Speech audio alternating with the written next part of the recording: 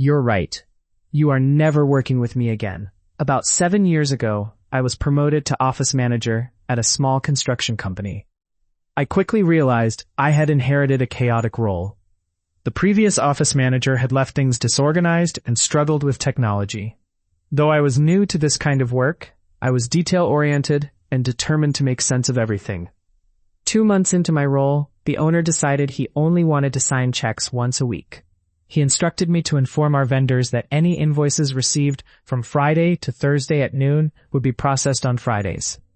This was a big change for many vendors, especially truck drivers who often paid out of pocket for materials before delivering them. I sent out an email explaining the new policy, giving everyone about 2 weeks' notice. Most vendors accepted it, but one in particular was not happy. He expressed that it would be a headache, and while I apologized, I explained that we couldn't make exceptions. A few weeks later, he called me in a rage, demanding his check immediately. I calmly told him it would be signed the next day, as per our policy. He hung up and called my coworker, screaming that he wouldn't work with me anymore. That was a turning point for me.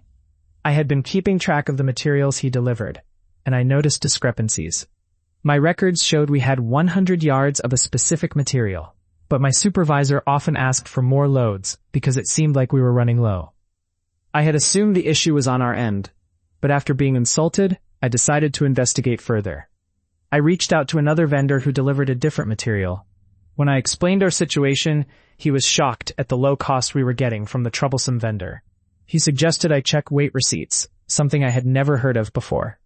I had noticed that other vendors included weights on their invoices, while this one only provided a handwritten ticket claiming he delivered 45 yards. Curious, I asked my new contact to help me. He managed to get weight receipts from the yard where the vendor picked up materials. To my disbelief, the receipts confirmed that he was only delivering 20 yards each time. He had been overcharging us by 75 yards with each order, which explained why he could offer such a low price. I dug through our past transactions, but without proper receipts from the previous office manager, it was hard to prove the extent of the issue. Still, I knew we had to stop working with him.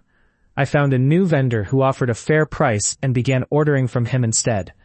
As for the angry vendor, he never worked with that B word again. He reached out to my coworker a few times, but each time he was told to speak with me. He called me once, but I didn't answer. He had made it clear he didn't want to talk to me either, so he got his wish. I eventually left the office manager role, which I had found overwhelming. Thankfully, I was able to train the new manager much better than I had been trained. Now we work with more established companies that offer 30-day payment terms. It's a relief to see the improvements, even if it's bittersweet that my favorite vendor sold his company to a larger firm. But that's just business.